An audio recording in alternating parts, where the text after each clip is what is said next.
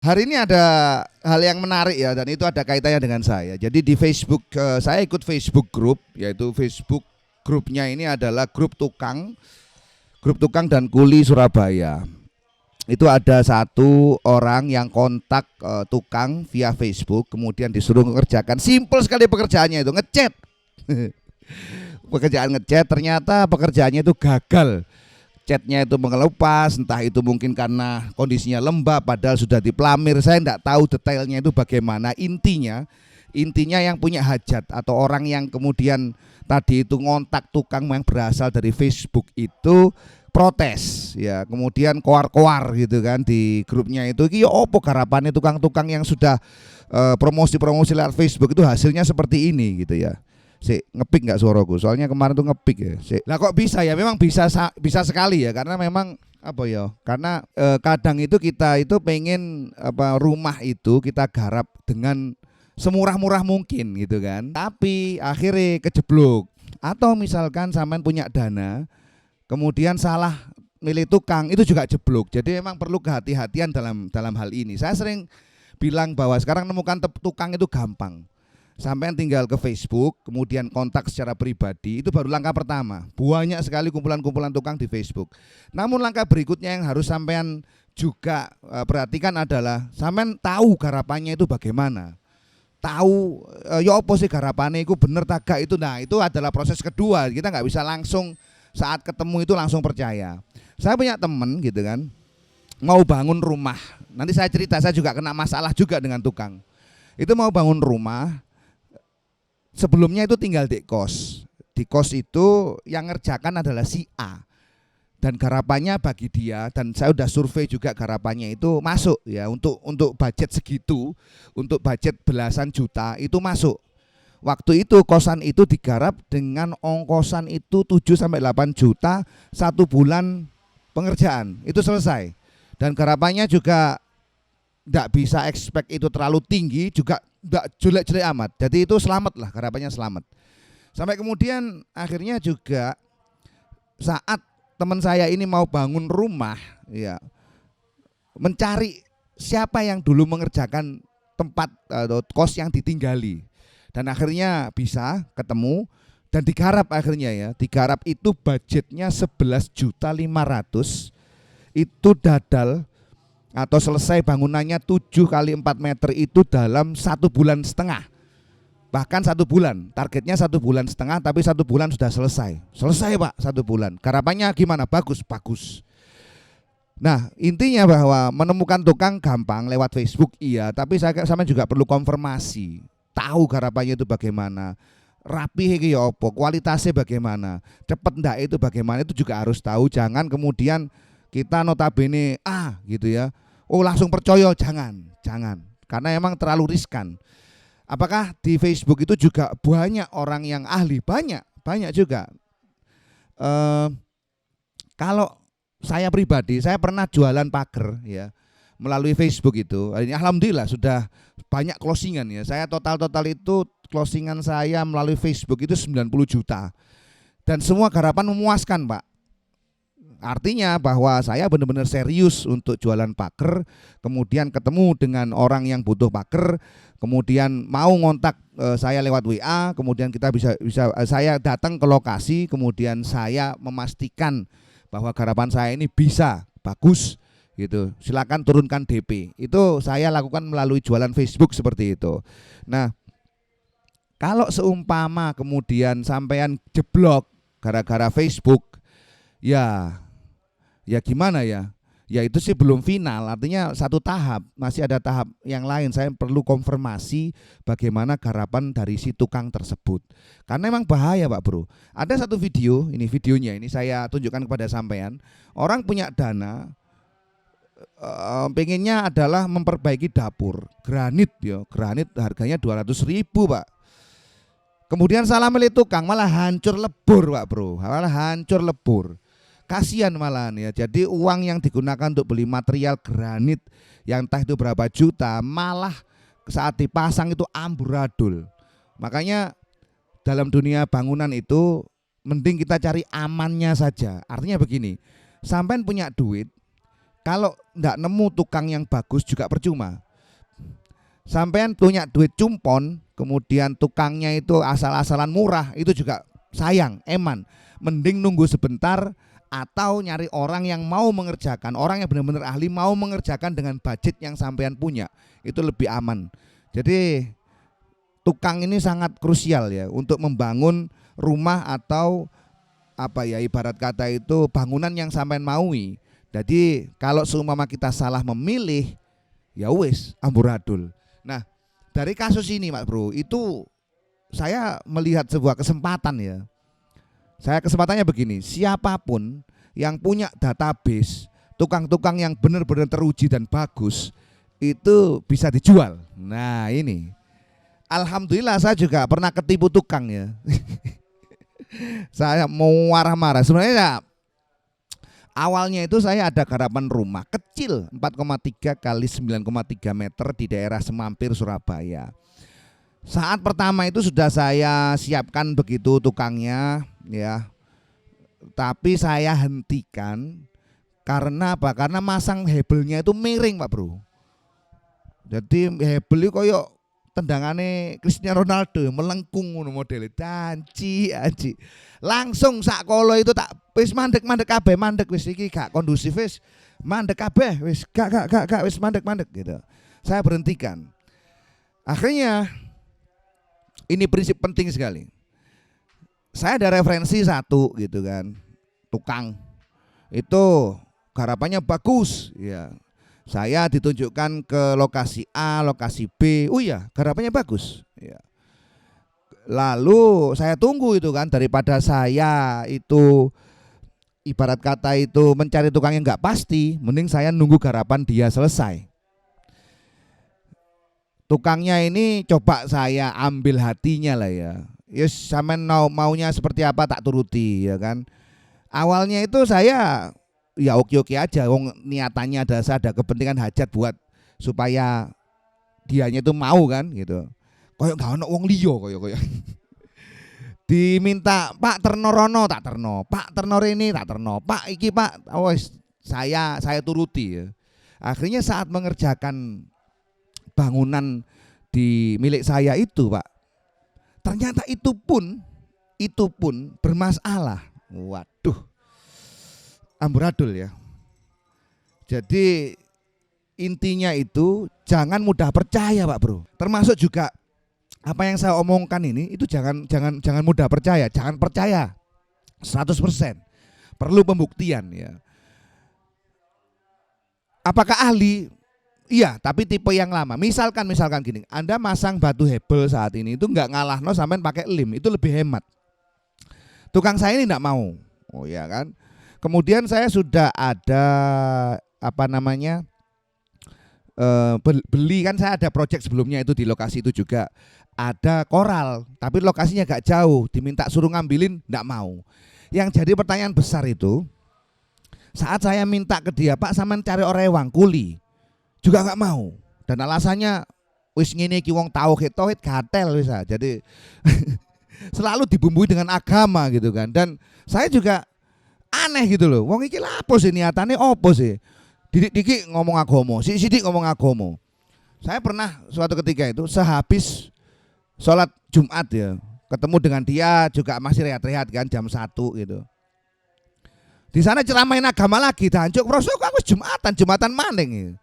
Jadi hal semacam ini nggak masuk ya. Jadi tukang itu berusaha untuk mencampuri urusan pribadi. Kadang itu nggak masuk, urusan kerja gitu. Gak lidok. Ternyata garapannya yang saya dulu itu tahu kalau garapannya itu katanya bagus, blendes kabeh. Ini benar-benar pelajaran berharga bagi saya. Blendes kabeh. Misalkan ya, kemarin tuh saya dem hati itu. Oke, sebelum ngajak ke sana, lo bayaran sampean bayar genah, tak bayar genah Pak Bro, 150 sedino. Makan 2 kali, saya tempatnya juga genah. Saya taruh di lokasi belakang itu lokasi genah, artinya ada tekel, ada kasur, ada kipas angin, ya nggak ada TV memang, tapi lokasinya genah, bangunan full, bukan bedeng ya. Jadi ini sudah dibayar bagus, dikasih makan bagus, diuongno, ternyata memang dikei ati ngrogo rempel loh istilah orang Jawa itu. Ngguateli. Saya belum masih oke aja ya. Oke aja, oke lah. Sampai kemarin itu ternyata saya cut dia kan karena emang terlalu lama dan seakan-akan garapan itu diundur sampai tak ewangi nguli Pak Bro. Supaya apa? Supaya rumah itu cepat selesai karena dia kadang nggak ada kuli. Ternyata semua ini permainan dia sendiri, dancuk aja nih. Sampai apa namanya? Dinding ya, misalkan dinding. Dinding itu ngeprul kabeh, lantai atas dan lantai 1. Lantai 2, lantai 1 ngeprul kabeh. Sudah diaci sama tukang saya yang baru tapi tidak nyakot karena apa namanya? Dindingnya itu lepoan itu rompal. Akhirnya apa? Mindon gawe nih, kabeh tak kongkon apa jenenge tukang yang sekarang ini yang baru ini alhamdulillah saya dibantu mereka ini. Itu wis sogrono kabeh wis, lepon anyar. Ya, mindon gawe nih. Ngono biyen ngomongnya oleh sertifikat dari tukangku sing sadurunge. Aku oleh sertifikat gatel, wis gatel. Jadi wis cangkem tok isine iku wis gak masuk. Kakean cocot lah ibaratnya itu. Wong kerja jadi berusaha untuk mengatur yang dengan hal yang gak masuk akal. Misalnya Pak Wuncu, aku lo wingi lo, saya tuh lewat depan apa namanya depan tukang becak itu. Tukang becak itu berikan saya. Lalu tukang becaknya bilang, Pak sampean niku wali gatel. Jadi hal-hal semacam itu gak manfaat. Lapo kok niku ngaku-ngaku wali itu kan. Gak usah tukang bangunan naik. Wis gak usah nyandak liyane kerja ning ngena wis mari sih. Oke, saya dem-dem hati saya itu ya untuk urusan dinding merotol. Lah kemudian lantai 2 itu kan ada kamar mandi. Tukang saya waktu betul kan. Betul nyuruh ke tukang satunya, iki bolongane WC iki bongkaran deh kok koyoke kok mencurigakan. Jadi di bolongan lubangnya tai itu dari WC itu dibongkar. Ternyata gak lidok, Bro. Paralone itu pecah. Jadi sama tukang sebelum saya ngaku-ngaku wali tadi itu, paralon niku mang dilem ya PVC kemudian ditumpuk lolo. Lu sampean nggak bisa bayangkan tuh. Kalau itu kan memang nggak ada tekanan ya. Artinya itu jalur bukan bertekanan seperti jalur PDAM. Cuma kan akhirnya ngerembes Pak. Dan yang ngerembes ini banyu tahi Pak. Oke, saya ngedem. Wah nggak teli ini ya. Ternyata memang niatnya jarak. Jadi dinding bermasalah. Kedua itu jalur paralon tuh pecah gak ngomong, ngelimnya pun salah gitu. Ngelimnya bukan gitu. Ngelimnya harusnya dipotongkan PVC kemudian digosok halus jadi PVC ketemu PPC itu aman. Oke. 2 ya. 3. Bangunan yang atas dan bangunan yang bawah itu enggak siku. Jadi jarang kan rumah itu ada yang benar-benar siku. Harusnya di bagian tengah itu disiku supaya apa? Supaya keramiknya nanti masangnya benar gitu loh. Karena nanti kalau sudah keramik dipasang, bangunan nggak siku, ketok Pak Bro, nyolongnya angel keramik itu.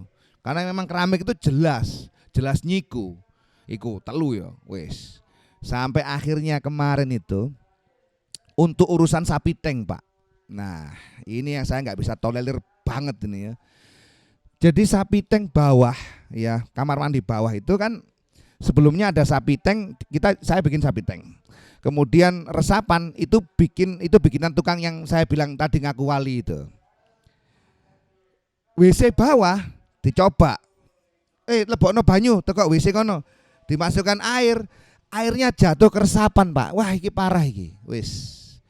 Lah kok bisa resapan tuh dileboni taek. Wis gak masuk. Oke, wis yo. Dipindahlah, Pak, bongkar kabeh iki sapi tangi. Bongkar semuanya, akhirnya dibikinkan jalur baru yang kamar mandi bawah, WC-nya langsung ke sapi tank, resapan hanya untuk resapan. Wis. Saat saya visit ke tukang yang baru itu, pripun Pak Jan, pun mantun nah, sudah selesai Pak? Sudah Pak, ini sudah saya elbow untuk yang bawah itu masuk ke sapi tank. Lah jalur yang lama Pak, jalur dari atas. Ini paralonnya mana Pak? Di sapi tank itu. Pak Jan langsung, loh nggih Mas, dirogoh Pak sapi tank itu. Gak ada paralon kejaban, satu paralon yang dari WC lantai bawah. Danci langsung wis bongkar Pak, coba si paralonnya sama lokasi ini kan tahu Pak. Lokasinya di sisih no itu kan, dicoba dibongkar paralonnya. Lalu saya panggil tukang, "Ibi, lebokno banyu tukang ndukur." Dimasukkan Pak air dari atas untuk jaluran tai ini dari atas. Srot. Ternyata Paralon niki mang airnya itu keluar dari ujungnya itu berada di luar sapi tank. Kon yo. Ini nggak bisa ditolerir. Jadi keluarnya air tadi itu tidak masuk ke sapi tank tapi di sebelahnya sapi tank. Paralonnya nggak dimasukkan Pak ke dalam. Sampean nggak bisa bayangkan ya, seumpama iki wis ketutup keramik ya, sudah ketutup keramik. Wonge ngising nang ndukur digoyang dan itu nggak masuk sapi tank Pak. Lah ya ngerembes dari bawah itu dan itu banyu taek Pak. Apakah sengaja itu nggak dimasukkan? Bisa jadi. Apakah kelupaan? Bisa jadi. Tapi meskipun dia kelupaan itu mesti gateli Pak. Tukang gatel itu. Karena di ujung paralon yang dari atas itu ada lubang kecil segini. Niat jarak kan ini. Jarak. Cuk, aku wis gak iso tolerir iki. Langsung tak WA, dobol raimu, dobol ancuk wis gak karuan wis tak pisu-pisui. Masih centang ya kan, tak telepon gak kena, tak WA bojone. Bojomu gatel, Cuk. Wis tak enteni wis temenan wis aku wis gak iso tolerir Pak karena saya sudah menunggu digoda dengan dinding yang seperti itu, digoda dengan bangunan dan nggak siku, digoda lagi dengan paralon yang atas ternyata pecah nggak ngomong. Terakhir saat paralon dari WC nggone taek rek, nggak melbu sapi tank, saya muntap wis, iki nggak teli, iki asu iki, cuk iki wis ono zaman sakmene wong aku wali tapi nggak teli wis ngene iku, cuk bangsat tau ngono. Bacokan ae ngene iki, iya toh. Jadi gitu.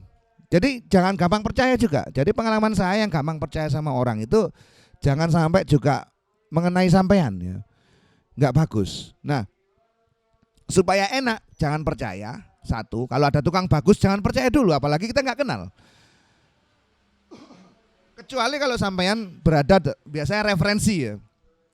Orang yang nggak punya kenalan kiwa tengen akhirnya naruh mending saya cari aman udahlah saya serahkan ke pemborong atau CV yang nanti kalau ada apa-apa saya bisa tuntut CV-nya kan begitu. Tapi kalau cuma budgetnya itu maga artinya juga nggak tinggi juga nggak rendah itu kan tergantung referensi.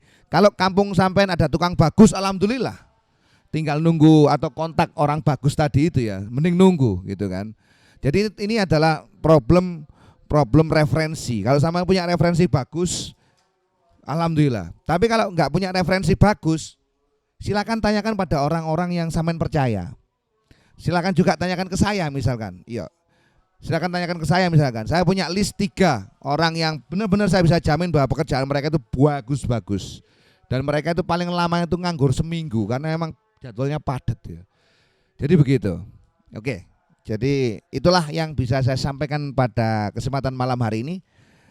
Jadi jangan sampai kemudian kesalahan-kesalahan yang saya terima ini juga nantinya itu sampean lakoni juga. Makanya saya sharingkan seperti ini semoga bisa menjadi masukan dan manfaat lah bagi siapa yang melihat channel ini. Oke, gitu aja. Jangan lupa untuk subscribe channel Kelas Dunia. Kita jumpa lagi di lain kesempatan dan bye-bye.